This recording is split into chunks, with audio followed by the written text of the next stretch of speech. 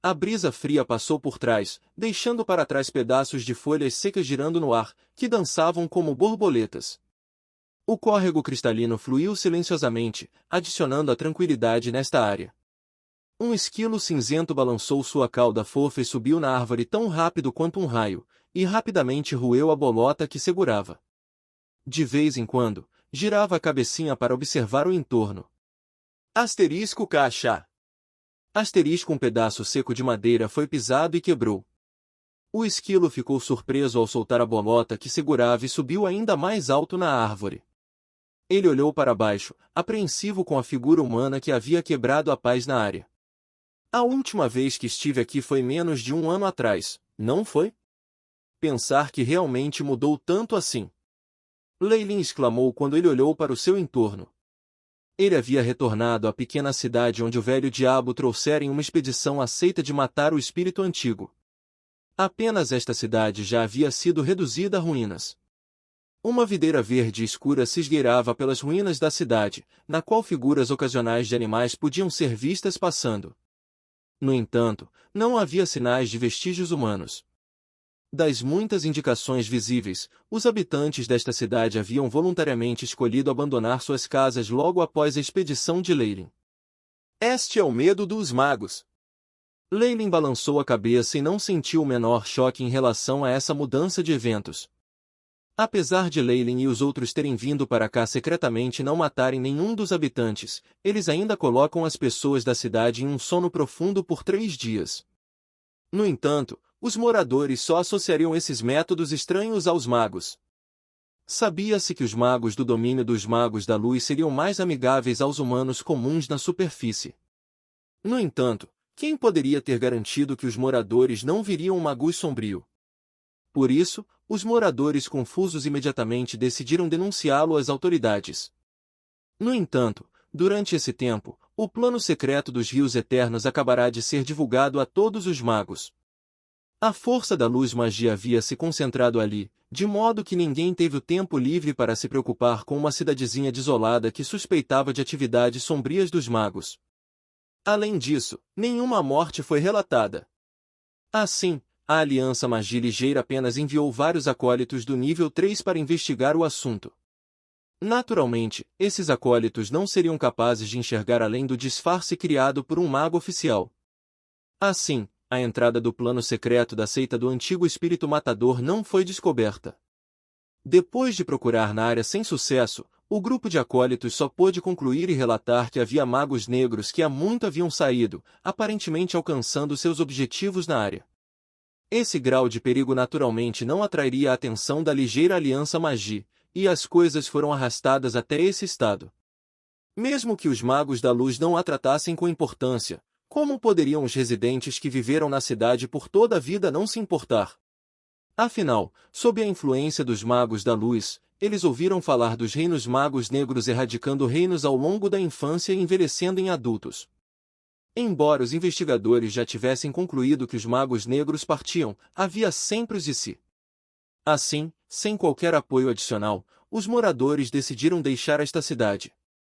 Depois disso, vários incidentes sobrenaturais na área fizeram com que os poucos idosos da cidade, que tinham preferido ficar para trás, desaparecessem sem deixar vestígios. Esses incidentes fizeram com que a cidade fosse totalmente abandonada por todos. Leilin pensou com indiferença nas notícias que receberá da cidade. Depois de instruir Damin e o resto para defender sua família, ele viajou para esta área e se preparou para olhar novamente para a antiga formação de feitiço de teletransporte. Por uma questão de avançar para um posto de Varlock 2, ele havia destruído um dos portões para o avião secreto e até matou 2 magos.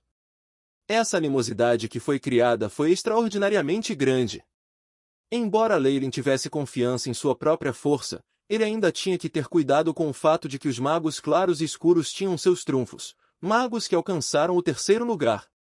Neste momento, Leilin não era reconhecidamente páreo para os oponentes daquele nível, por isso ele decidiu não se demorar depois de escolher sua rota de fuga.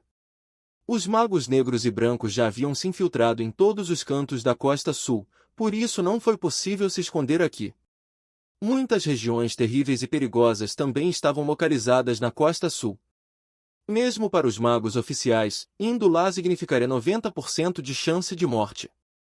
Se Leyline fosse passear nessas áreas sem qualquer informação detalhada, então ele seria um tolo.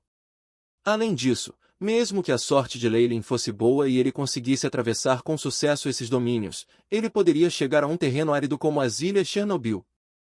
Leyline ainda desejava andar mais abaixo no caminho de um magus, por isso ele não estaria disposto a ir a tal área.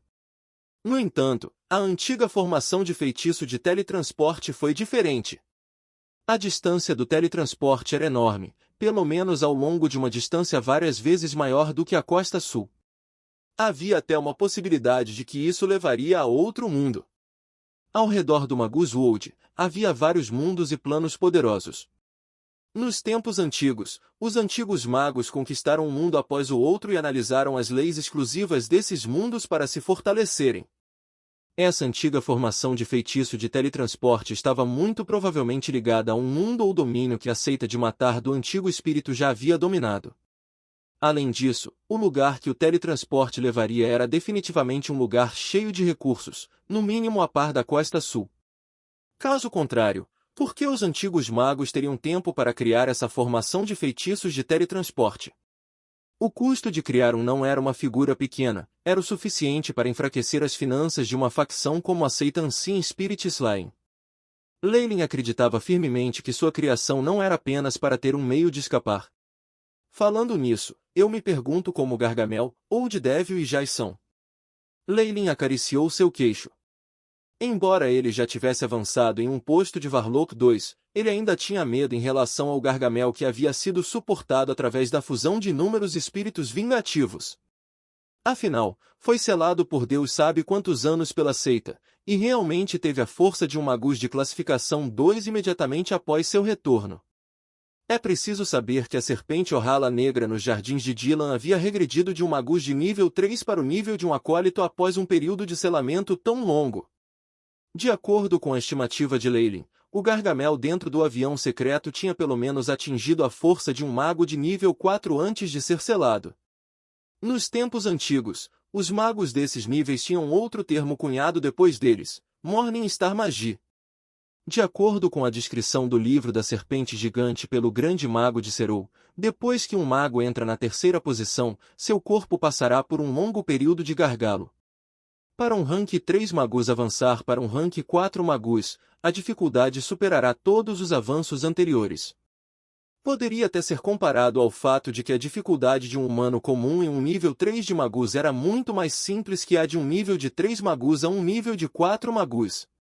Mesmo nos tempos antigos, os 4 magos eram governantes de suas regiões. Quanto ao título, era Morning Star. O que foi uma estrela da manhã? Bem acima do céu. Inigualável. Eterno. Magus que foram capazes de avançar na classificação 4 foram dignos de tal título. Além disso, sua vida útil seria prolongada por uma enorme quantidade. Até viver com 1000 anos era apenas brincadeira de criança. Para os humanos normais ou magos de baixa categoria, isso já estava chegando ao reino de ser imortal. Neste nível, os magos realmente poderiam controlar os poderes devastadores de lançar montanhas e mares ardentes. Foi ineficaz usar um mar de pessoas para lutar contra tal poder. Apenas um deles rivalizaria com a existência de um exército de magos de nível inferior. Foi uma ideia totalmente diferente do Lightning Corps. Os exércitos de mago de antigamente tinham pelo menos dezenas de milhares de magos oficiais, incluindo várias dezenas de magos de nível 2. Quanto aos capitães e vice-capitães, os 3 magos eram definitivamente os que detinham esses postos. Se o corpo de raios fosse de um padrão como esse, Leyline estaria morto há muito tempo. No entanto, um mago da Estrela da Manhã poderia obliterar as forças do antigo exército de magus. O Gargamel que Leyline tinha visto antes já havia passado por um longo período de lacre. No entanto, após seu retorno, ele teve a força de um rank 2 magus. A força que tinha antes deve ter sido pelo menos um Morning Star magus. Para ser franco, tal existência poderia matar Leyline com apenas um dedo. Se não fosse por várias fontes de informação que confirmaram a partida do Gargamel desta área, Leyline nunca teria ousado entrar aqui novamente. Em uma área próxima à cidade sem vida, Leyland dera várias de suas missões de escravos espiritualmente ligados antes de se infiltrar na cidade. Com seus métodos agora como um Rank Warlock 2, ele poderia até evitar a detecção de um colega Rank 2 Magus, para não mencionar guardas regulares, usando a técnica de compressão de força espiritual. Depois de gastar alguns de seus cristais mágicos, ele facilmente obteve a informação que precisava. Toda a atenção na Costa Sul ainda estava no plano secreto do Eternal River Plains.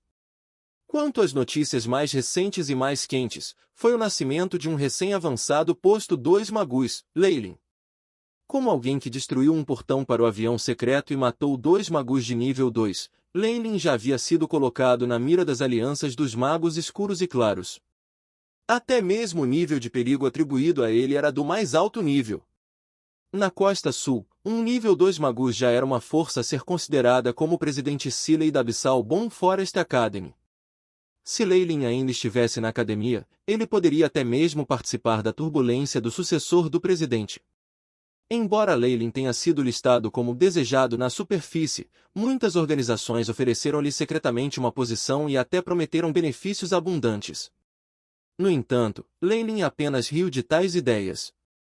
Os recursos que ele havia furtado eram suficientes para ele como um Magus de nível 2. Além disso, não foi fácil sair dessa bagunça, ele não queria se envolver em problemas tão problemáticos mais uma vez. Além de suas informações, as outras notícias que despertaram seu interesse foram a praga espiritual na parte ocidental da Costa Sul. Em vários reinos humanos regulares, havia uma doença muito estranha se espalhando. As pessoas que pegaram esta doença não sofreriam de nenhuma doença. Só que várias pequenas manchas pretas apareceriam nas áreas do rosto e da cintura, onde seriam lentamente afinadas. Depois de 7 dias, quando as manchas pretas se tornaram extremamente grandes, o doente morreria sem som algum. Após a investigação da luz magia, os espíritos dos aflitos desapareceram sem deixar vestígios. Quanto a esses métodos, eles eram muito semelhantes à praga espiritual liberada pela seita de matar o espírito antigo. Esta doença tinha uma alta taxa de contaminação, que já havia chegado a um número de vítimas de mais de 100.000 seres humanos comuns. Até mesmo a ligeira magia Alliance, que estava de olho no plano secreto da Eternal River Plains, enviou um segundo Magus como chefe de investigação para esse assunto. A informação mais útil que eles adquiriram foi que nas áreas onde a taxa de contaminação era mais alta, eles descobriram os traços dos devotos da seita de matar o espírito antigo. Quanto ao seu líder, não era outro senão o Gargamel.